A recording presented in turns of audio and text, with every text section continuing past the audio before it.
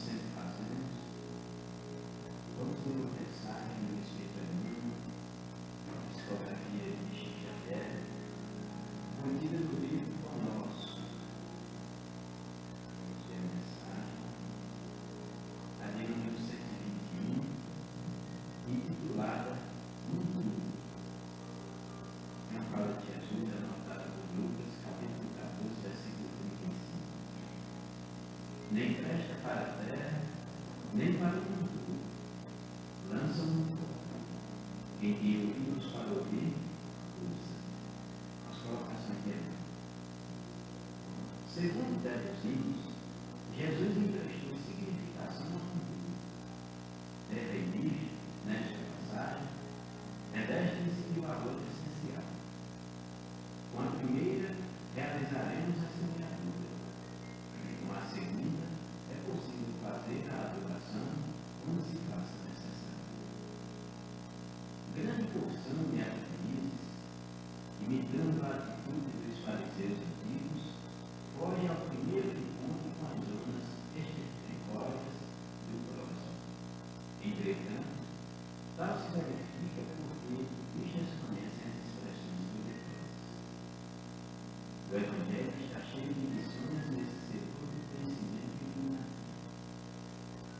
Se José da Galileia e Maria de Nazaré simbolizam terras e virtudes fartas, o mesmo não sucede aos apóstolos que, a cada passo, necessitam recorrer à fonte das lágrimas que escorrem do mundo de remorso e fraquezas, propriamente humanos, a fim de fertilizarem o terreno empobrecido de seus corações. E quanto a tudo dessa natureza, precisaram Madalena e Paulo, por exemplo, até alcançarem a gloriosa posição em que se destacaram. Transformemos nossas misérias em lições. Identifiquemos o mundo com a própria ignorância, a muito louco em torno de nós mesmos. Convertamos em adulto de nossa terra, e queremos dar razoável solução ao problema de nossos grandes males. No futuro desta mensagem, institui paz e harmonia nos irmãos existentes. Vamos pedir ao socorro dela e façamos prece inicial.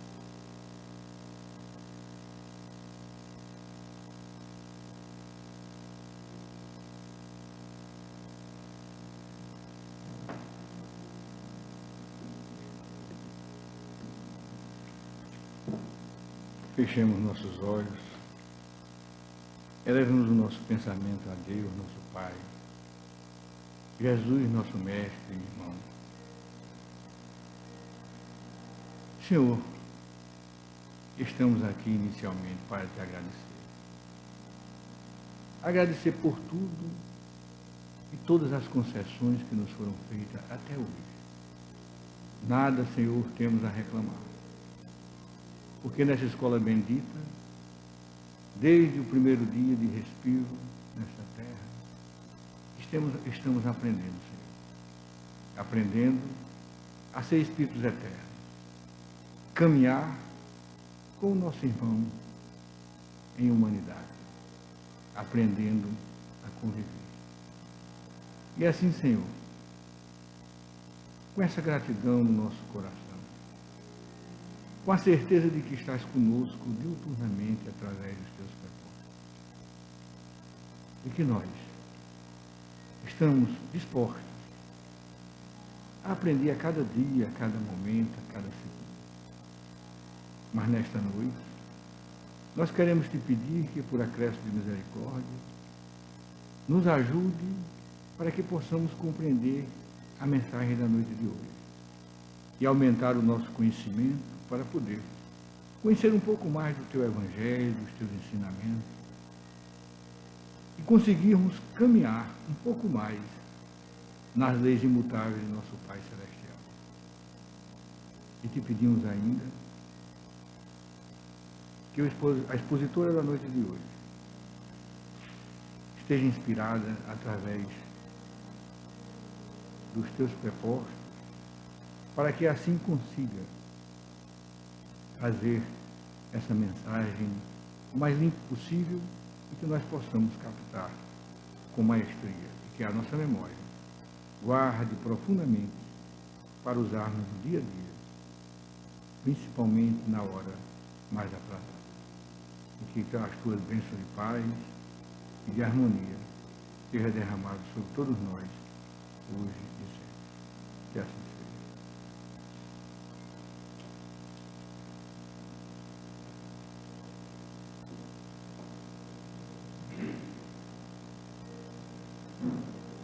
Desde após através do Centro de Janaína, nós teremos atendimento fraterno, literatura de bases. Também temos a nossa livraria, os produtos convidados a visitar, de preferência, levando o livro, porque entendemos que este momento é um momento para reflexão e para nos estimular a estudar. A gente toca um pouquinho do espiritual agora, passando na livraria e leva o espiritual para casa. Então, sem mais delongas, vamos passar a palavra à nossa companheira Janaína.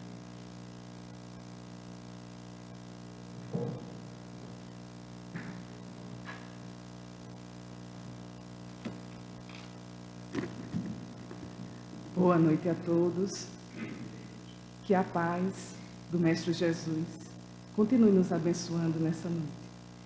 E é sempre com muita alegria, que eu enfatizo, que a gente retorna a essa casa.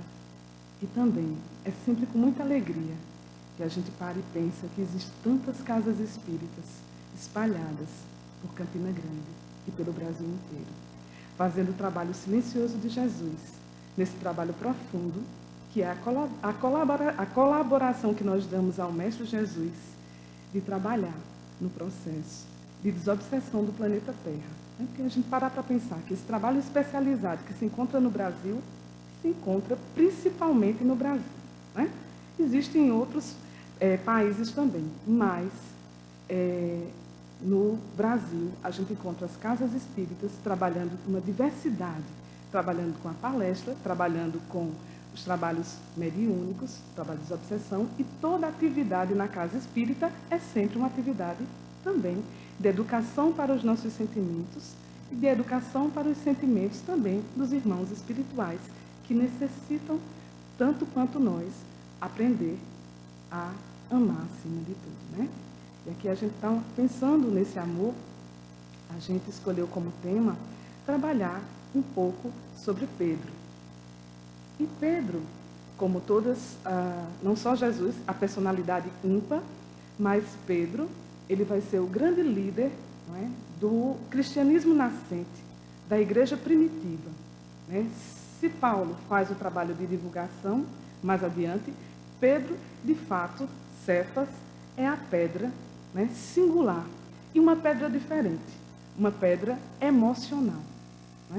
Então, Pedro, a priori, na convivência com Jesus, ele tem os seus sentimentos, as suas emoções, aos poucos, educado nesse processo de convivência com Jesus, nesses 3 anos de trabalho intenso do Mestre, de divulgação do Evangelho. Então, Pedro, ele vai ser justamente essa figura que vai se destacar em toda a passagem do Evangelho, que a gente vai observar em Atos dos Apóstolos, inclusive nas cartas dele, também, que são, a gente tem a primeira e a segunda carta de Pedro, A primeira carta com 5 capítulos e a segunda carta com 2 capítulos, em que ele vai exortar todo o aprendizado que ele fez junto a Jesus. Então, Pedro, nesse trabalho, ele dá uma contribuição singular para o Evangelho. E Jesus, observando muito já a personalidade de Pedro, que é o primeiro a ser convidado, conforme nos Evangelhos, e também, como nos lembra o nosso irmão Humberto de Campos. Pedro é convidado inicialmente por Jesus a estar divulgando, sendo aquele pescador, não só mais de peixes, mas também de homens e de almas. Então, nesse convite que Jesus faz a Pedro, ele prontamente, junto com seu irmão André, aceita, né, o convite de ser participante e trabalhador dessa mensagem de amor que é para todos nós, a mensagem de Jesus. E eu costumo dizer que o Evangelho é lição primeira, lição segunda, lição terceira, lição eterna em nossas vidas, né? Então, a gente vai estar sempre nesse trabalho, estudando profundamente o Evangelho.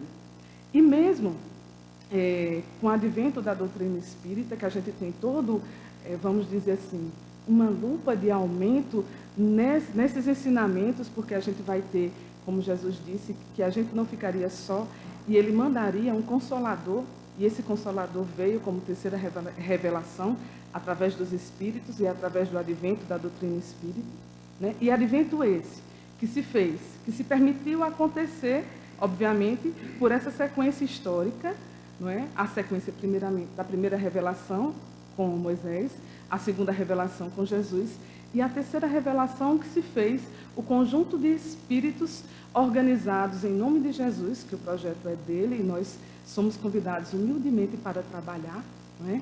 Então, nesse trabalho, nessa organização, Pedro, ele vai ser essa pedra e vai ser esse homem com uma personalidade ímpar. E eu achei muito interessante a mensagem, né? A mensagem, porque a mensagem, justamente quando eu pensei em Pedro, eu pensava justamente em dois aspectos da personalidade dele, que é a humildade. A humildade de Pedro, porque Pedro, mais do que todos devem ter cometido erros, tanto quanto ele, mas como discípulos, né? Diferente dos exemplos que ele pega de José, o texto de Emmanuel, não é isso? E de Maria, que já tinha todo um trabalho, né? O terreno do coração trabalhado para a mensagem de Jesus. Mas os discípulos, né? Aqueles homens, estavam aprendendo a trabalhar suas próprias emoções e os seus sentimentos para poder aprender, poder plantar essa semente do Evangelho, para que ela pudesse se transformar realmente em árvore frondosa, como se transformou, e que desse frutos para o futuro como deu. E a palavra humildade vem de humus, né? Justamente, que significa terra adubada. Terra adubada. Então, o futuro das nossas imperfeições, das nossas quedas, das nossas dificuldades de cada dia, cada um de nós. Enfrentamos dificuldades variadas. Isso na ordem da nossa relação íntima, da nossa relação conosco e na nossa relação com o outro, não é? E também junto à nossa família, ou no trabalho, ou na casa espírita, seja o ambiente que sejamos convidados a estar, é necessário pegar todas essas dificuldades que muitas vezes recebemos ou muitas vezes produzimos, porque não vamos sair da condição de vítimas, que somos sempre os bonzinhos, aqueles que todo mundo faz tudo conosco e a gente não faz nada com ninguém, não é? Então, a gente se colocar nessa condição da vitimização é perigosa, não é? Então, muitas vezes, inclusive por militarmos e trabalharmos na casa espírita, ou temos uma religião, seja ela qualquer que seja, às vezes a gente não consegue enxergar com tanta clareza dessa lente para se ver os nossos próprios defeitos, não é? Então, a gente começa a colocar algumas condições que vai atrapalhando nessa visão. Mas Pedro, que tinha justamente essa qualidade da humildade, porque a cada momento errando e querendo aprender. E eu fico pensando, Jesus que aceita a única condição de mestre, que é a única condição que ele aceita, e fico me colocando eu, né, na minha condição, e aqui tem, então, pelo menos que eu conheço, outra professora, mas deve ter outros professores aqui, e a gente pensando a alegria que é quando a gente vê o aluno aprendendo, crescendo, não é? A gente vê aquele aluno adquirindo um conhecimento específico, seja lá da disciplina que a gente venha a ensinar, né? Então, aluno, do latim, é aquele que não tem a luz, que busca a luz, né? Do prefixo lux. Então, todos nós somos alunos na vida, não é? E ali estava Jesus diante de um número que ele escolheu, um número pequeno de homens, também com uma razão clara, e a gente pensa o que é, por exemplo, a qualidade do ensino. Você tem 12 homens. Se ele tivesse, naquele momento, 30, 40, ali, mais próximo com ele, esse convívio da fraternidade, esse convívio que foi a conversa de Jesus, as primeiras conversas, os primeiros evangelhos na casa da sogra de Simão Pedro e de Pedro, seria difícil, não é verdade? Então, um número reduzido, inclusive para manter, claro que com o mestre era muito mais fácil para eles manter esse equilíbrio do pensamento, né? Da vibração, mas acima de tudo, manter essa aproximação, né? Estarmos juntos é importante. E Jesus quis e esteve junto com os discípulos. E Pedro se mostrava sempre aquele que perguntava, que queria saber, que questionava, que advertia o mestre muitas vezes, não é? Que no momento que Jesus quis dar a demonstração de humildade e lavar os pés, Pedro se coloca contra, briga e diz que não quer que Jesus lave os pés dele, né? E diz Humberto de Campos que Pedro se coloca assim e Jesus o adverte e diz: Pedro, não queira ser melhor do que os seus companheiros, né? Me permita fazer aquilo que eu tenho que fazer.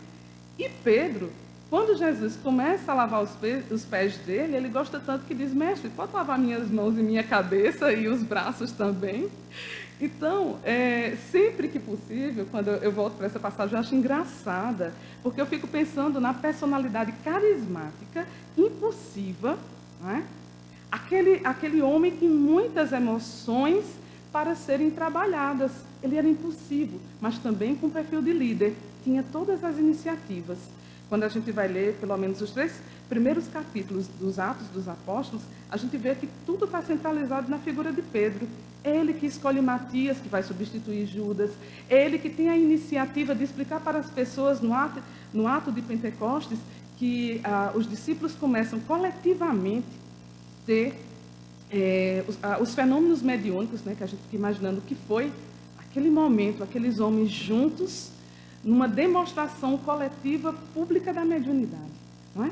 Algo interessante se a gente começar a pensar enquanto imagem, enquanto voltar ao tempo e imaginar esse fenômeno. E Pedro para explicar, porque muitas pessoas começaram a dizer, eles enlouqueceram. Não é? E Pedro começa a explicar o que estava acontecendo para as pessoas. Então, era sempre aquele discípulo da iniciativa. E a alegria, né, de Jesus de observar e trabalhar delicadamente a inteligência emocional de Pedro, porque ele tinha justamente o humus, não é? Ele tinha o humus necessário para trabalhar o coração, o adubo do seu coração, aquilo que era os erros constantes dele, que são os erros constantes nossos. Ele transformava em resiliência, a capacidade de poder recomeçar, de poder refazer, de poder voltar atrás, de poder reconhecer o seu erro e não paralisar diante do remorso muitas vezes, como a mensagem também lembrava, que muitos de nós, diante dessa dificuldade de caminhar, caímos no remorso e paralisamos. E Pedro, diferentemente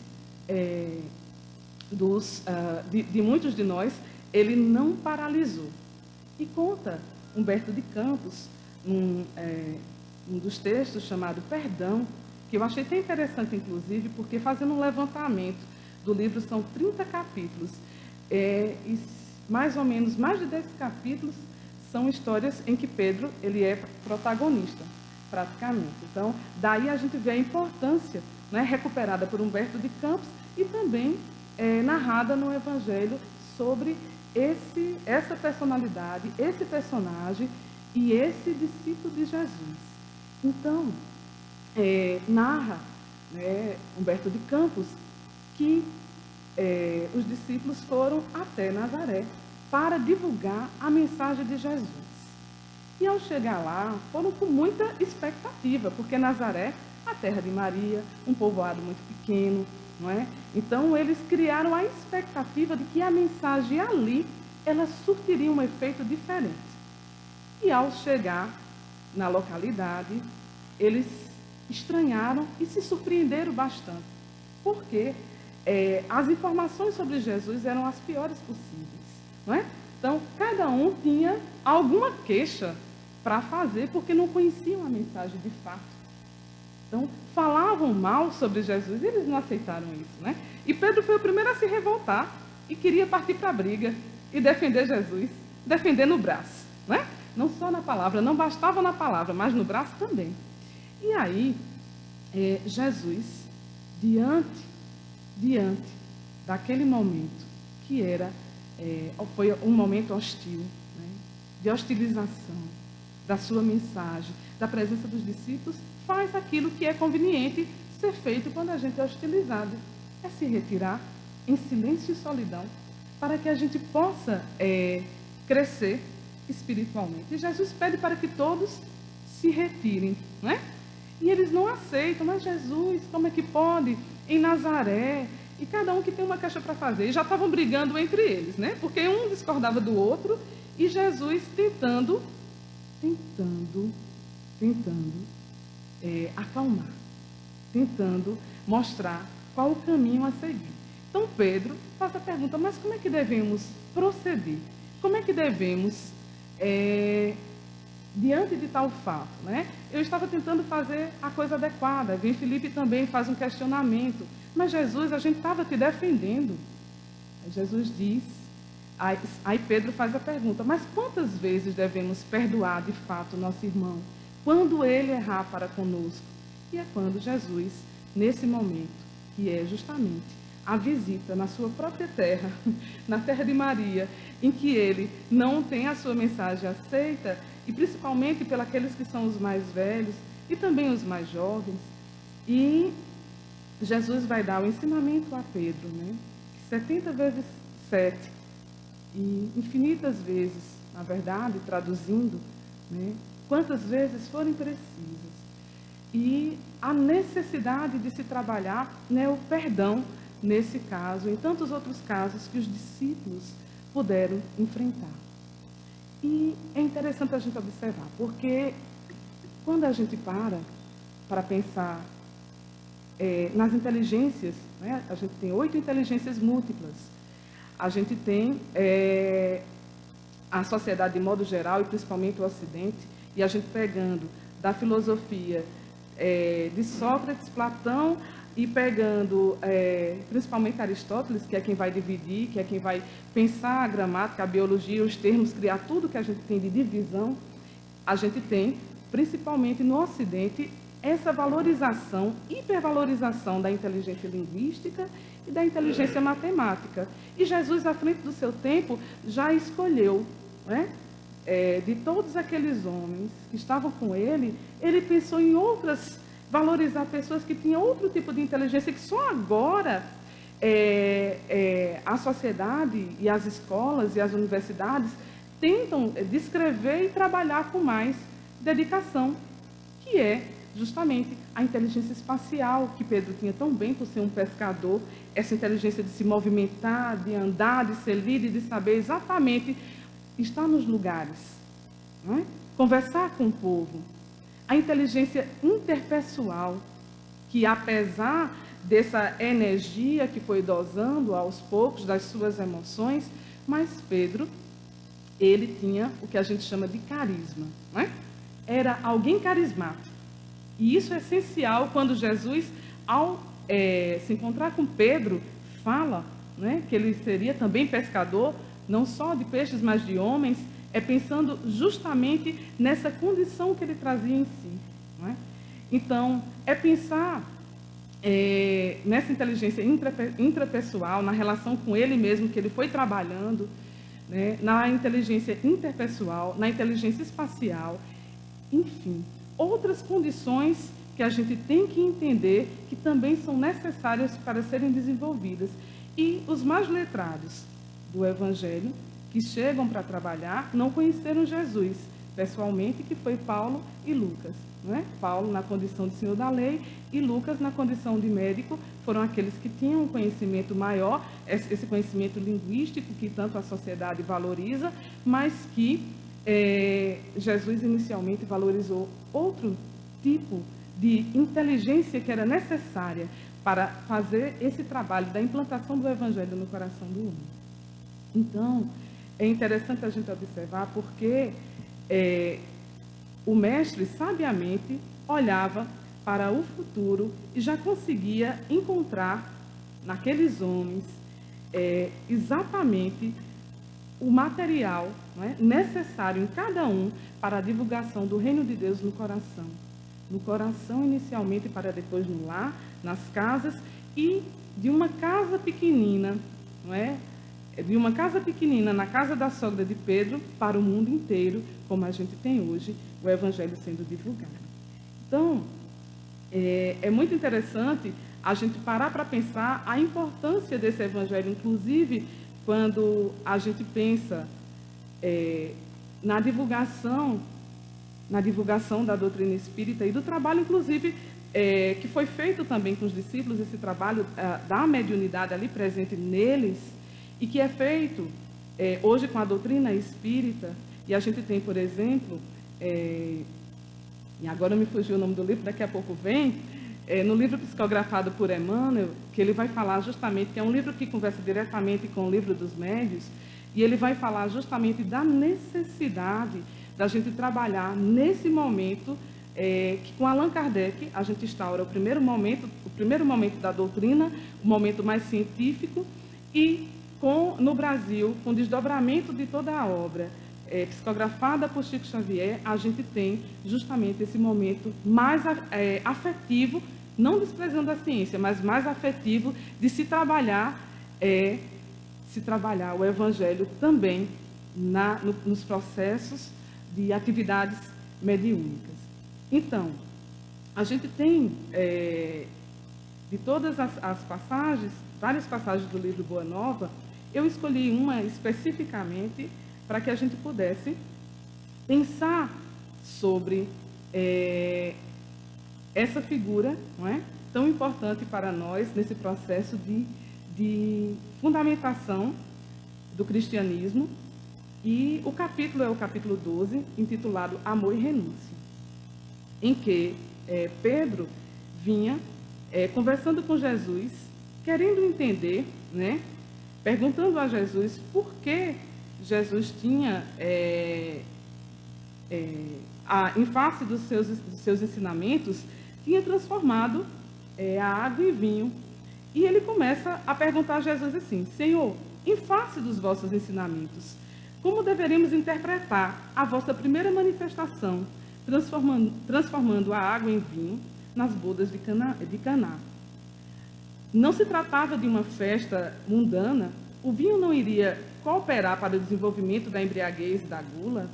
Jesus compreendeu o alcance da interpretação e sorriu.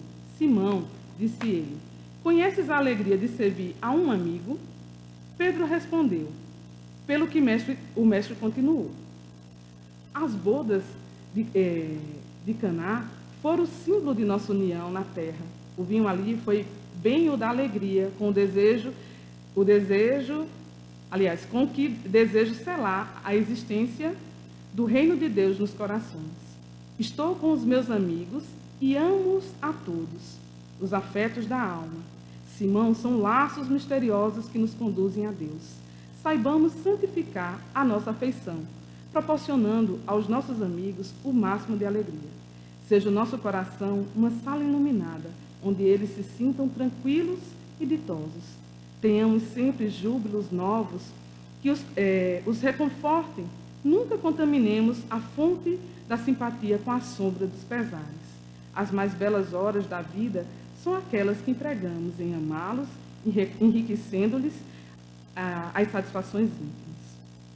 Então, Jesus começa a traçar e diz para aqueles homens que, para ele, era o título real que ele havia dado a todos, o título de amigo, não de servo, mas de amigo.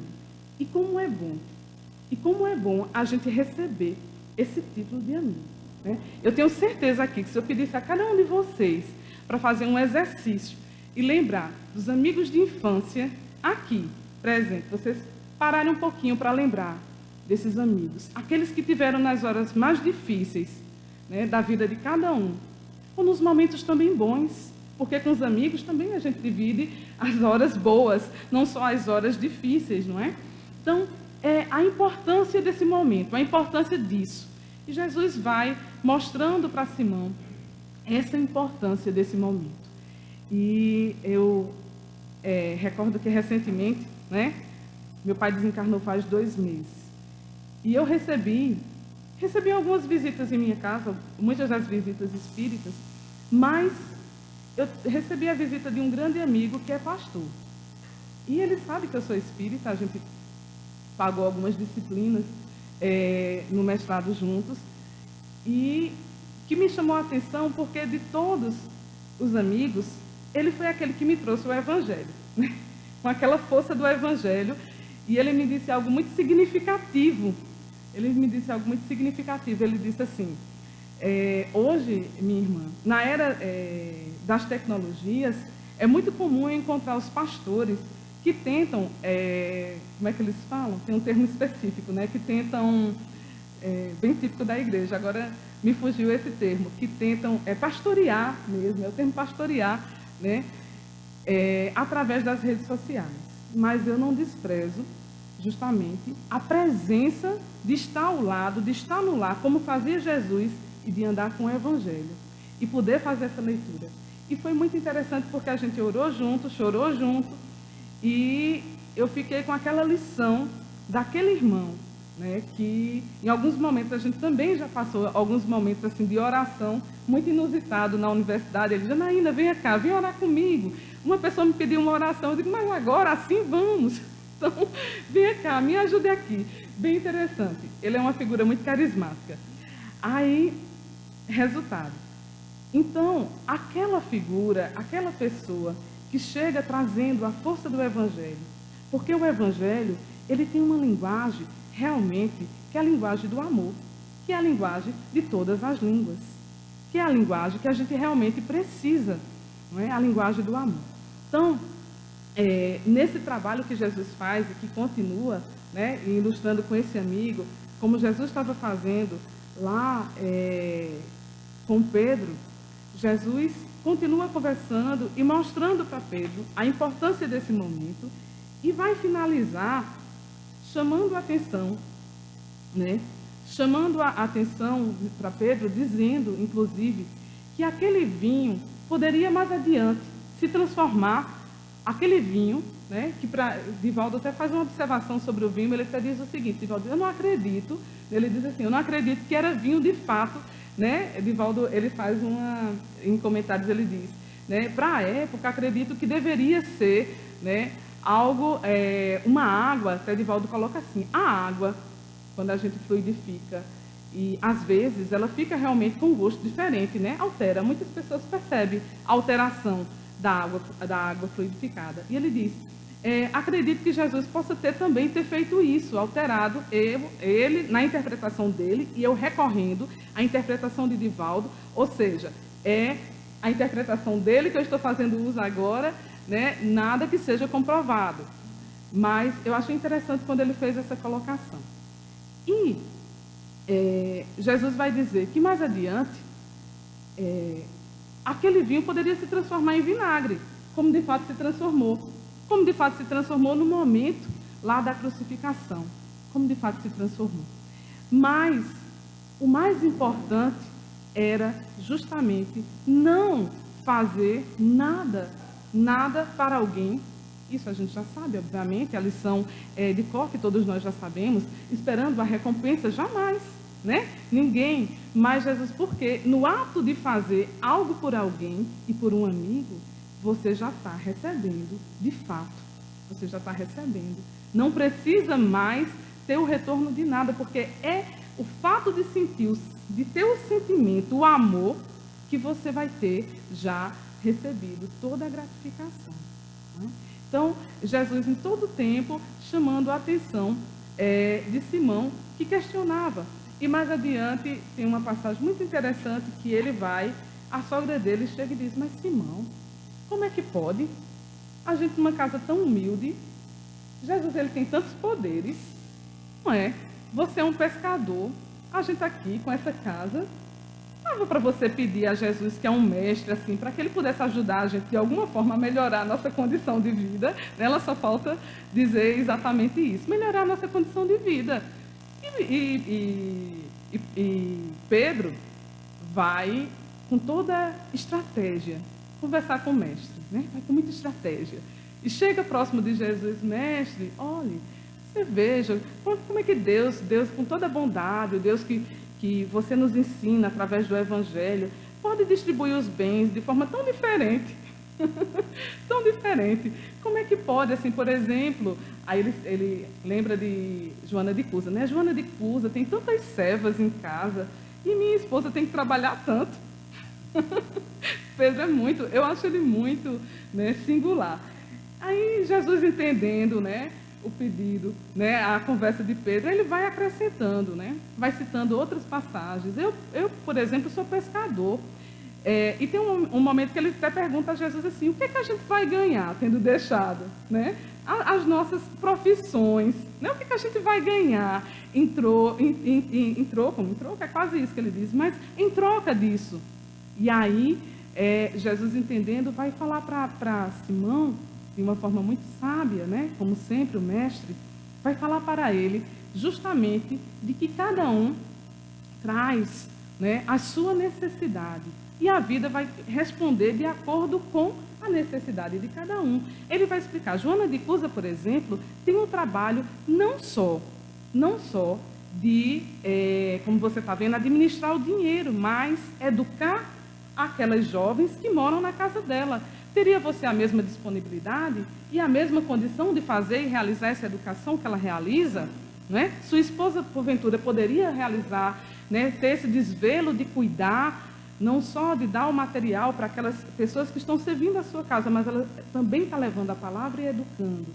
Então, veja que cada um está no lugar adequado, não é como você está imaginando. Então, Jesus vai para Simão, mostrando as outras faces. Mas o que é bem oportuno a gente refletir, porque em dias, não é, que todos nós estamos, se não conosco, ao nosso lado, o nosso vizinho, o nosso amigo, todos nós estamos passando por momentos mais delicados, porque o mundo está mais delicado, né?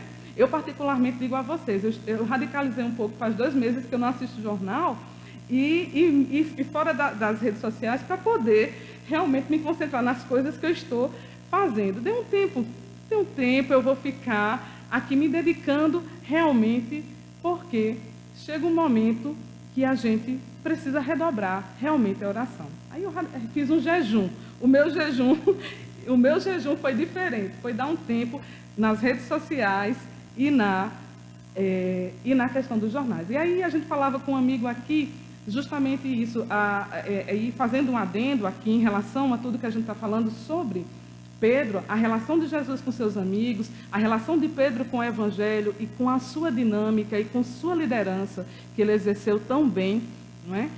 Que, fazendo esse adendo, a gente dizendo que as redes sociais aproximam mais a palestra espírita, por um lado, isso é muito bom. E, por outro lado, a gente tem, né, de certa forma, até o esvaziamento das casas espíritas, porque as pessoas ficam numa comodidade de assistir em casa, porque tem a segurança, tem isso, tem aquilo outro, e é um fato que aproxima, mas também tem, como tudo na vida, tem perdas e ganhos. E as pessoas esquecem que ao adentrar numa casa espírita, a gente já tem um ganho energético, fluídico, que é diferente, que por mais que tenha um lado positivo, obviamente, de levar a mensagem, mas também tem esse outro lado do aconchego, do olho no olho, de sentir o que Jesus fazia, né? A amizade que Jesus tinha me chama sempre, eu sempre me reporto também nessa relação que ele tinha com os discípulos de amigo, como ele disse, que era o título máximo que dava àqueles que estavam ali com ele. Também a gente pensando Jesus na sua relação com Lázaro, quando no menor versículo, em João 11, quando, João 11, 32, acredito, se não for 32, é 30 e alguma coisa, 32, 33, em que Lázaro, Jesus chora, tá lá, Jesus chora por muito amar a Lázaro, né? A compaixão de Jesus. E toda vez quando a gente não sentir a compaixão, toda vez quando a gente estiver diante da dor do outro, e que a gente se colocar como técnico da dor, é um alerta de perigo. Não é? É um alerta de perigo. Por isso que Pedro é essa figura singular, porque ele não se colocava indiferente. Era tudo ou nada, mas era, não é? Tudo ou nada, né? Até chegar a adequar, até chegar nesse trabalho de inteligência emocional que Jesus exerceu junto àquela comunidade, e Pedro conseguiu. Quando Jesus, Pedro, apacenta, tu me amas? Apacenta minhas ovelhas. Pedro, tu me amas? Apacenta minhas ovelhas. Pedro, tu me amas? E Pedro respondia, sim, Senhor, apacenta minhas ovelhas. Então, esse pedido, não é? Esse convite, usa a tua inteligência emocional, vai lá, e quando as pessoas estiverem brigando, separa, faz alguma coisa, né? Não permite, administra isso. E ele sabia que Pedro podia, e Pedro pôde, não é? E reza a lenda, gente, que no último momento, quando Pedro sai, não é? Sai da prisão em Roma, depois de mais de 6 meses preso, que ele consegue sair e caminhar na maior avenida de Roma, a Via Ápia, e caminhar, que o soldado havia ficado no lugar dele, e ele sentindo o sol e a alegria de rever o sol, e sentindo o ar e aquela energia, depois de tempo preso, ele vê aquele homem que vem caminhando apressadamente. E ele começa a olhar e eu conheço, eu acho que eu conheço. E ele olha mais direitinho e diz, mas é um mestre. E ele vê os cabelos, e ele vê o movimento, e ele diz, né, Covades Dominis. A frase que tem até o filme, e tem um livro, né? Então, Covades Dominis, para onde vai, Senhor? Que ele faz a pergunta e, segundo, dizem que Jesus responde, vou morrer novamente na cruz, se preciso for, já que você não tem coragem. Então, a todo momento, somos nós também, nas nossas delicadezas e dificuldades, né? E não podemos jamais, temos que ter inclusive a delicadeza de entender o nosso tempo. Todos nós temos um tempo, cada um de nós tem um tempo, não é? E nesse tempo que nós temos que nos dar para a vida, para o nosso florescimento, para o nosso amadurecimento, para o nosso crescimento, é o tempo que também Jesus compreende. É o tempo, inclusive, que Jesus, quando falava às consciências, falando a cada um conforme o entendimento, né? Ter essa didática, uma didática celeste, né? Uma didática que é diferente, falar a cada um conforme o seu entendimento, conforme a sua apreensão. E Jesus conseguiu fazer isso. Então, a figura de Pedro vai ser sempre esse irmão que certamente continua trabalhando infinitamente, porque todos aqueles que foram tocados pela presença de Jesus continuam multiplicando o amor na terra. E como é bom a gente saber que há multiplicação não só daqueles pães naquele momento, mas do amor de Deus entre os homens. E por mais que tudo passe, o amor de Deus jamais passará, né? Jamais passará. E das cartas de Pedro, nós destacamos, se eu encontrar agora, né? Há uma passagem, já no finalzinho da primeira carta, em que Pedro, ele fala justamente sobre isso, até de uma forma poética, que ele diz o seguinte: porque toda a carne é como a erva, e toda a glória do homem é como a flor da erva. Secou-se a erva e caiu a sua flor, mas a palavra do Senhor permanece para sempre. Então, dos ensinamentos tantos que Pedro tem para nos oferecer, essa de que tudo aqui é passageiro, mas aquilo que é imortal, que viemos aprender sobre o Evangelho, essa certamente ficará. Nós também tínhamos aqui destacado justamente sobre esse trabalho árduo que foi e que é também o nosso trabalho, né? Educar nossos sentimentos, dosar nossas emoções, saber exatamente o que somos e o que podemos. É um trabalho para a vida inteira, né? Que é o trabalho da humildade, na descrição de Emmanuel, o que somos e o que podemos. O que é que somos, o que é que podemos. O que é que somos e o que podemos. Então, tudo aquilo, toda vez que a gente age, além daquilo que podemos, somos arrogantes. E toda vez que a gente deixa de fazer aquilo que já podemos, somos negligentes. Então, como é difícil fazer essa dosagem. Como é difícil, né? É um desafio, não só para essa existência, acredito eu, mas é um desafio diário que todos nós devemos sempre realizar. Então, nós temos aqui destacado a questão dessas emoções, quando Allan Kardec vai examinar justamente as emoções, as paixões, aquilo que trazemos, não é? Então, quando ele pergunta aos espíritos, né, como definir o limite em que as paixões deixam de ser boas para serem más. Justamente foi esse trabalho que fez o tempo todo, né, nesse trabalho de autoeducação emocional que Pedro realizou e que Jesus, junto aos discípulos, foi trazendo à tona e que nós realizamos aqui também na Casa Espírita, no nosso lar, em todos os lugares, é trabalhar as nossas emoções. E aí os espíritos responderam, né? As paixões são como um cavalo que só tem utilidade quando é governado e que se torna perigoso quando passa a governar. Reconhecei, pois, que uma paixão se torna perniciosa a partir do momento em que não mais conseguis dominá-la, resultando num prejuízo qualquer para vós mesmos ou para os outros. Então, todos os nossos sentimentos e emoções, é necessário a gente ter esse domínio, ter essa educação, dosar, para que a gente possa ter realmente o equilíbrio, né? E buscar esse caminho do equilíbrio. Então, que a gente possa ficar com a mensagem. E aí eu vou ler. Acabei eu acho um verdadeiro poema. Eu ia trazer a música e acabei desistindo da música. Mas aí tem um poema, eu vou considerar poema, é uma música, mas pela letra de Tim e Vanessa, que diz o seguinte, Pedro, e o título é Pedro, e eles dizem o seguinte, vem que eu te farei um pescador de homens. Se perseverares, serás Cefas, Pedro, pedra, e onde a agonia e o vazio medra, frutificarás a mitigar a fome. Quero ir contigo, mas receio as águas. Temo afundar enquanto vais andando. Se no horto já pressentes tuas chagas, eu, Tiago e João, ao chão, em sono. Como não bastasse, eis-me a ferir, um soldado que te traz a voz de prisão. Sou pequena ovelha. Sou pequena ovelha, atemorizada, balindo negação. Volvo a vida e torno pela tua mão. Crê, te levarei aonde não queres ir. Pedro, tu me amas? Pedro, tu me amas? Pedro, tu me amas? E tu, que és a rocha, constrói a minha casa no coração do irmão. Ouve, Simão Pedro, morrerás em cruz.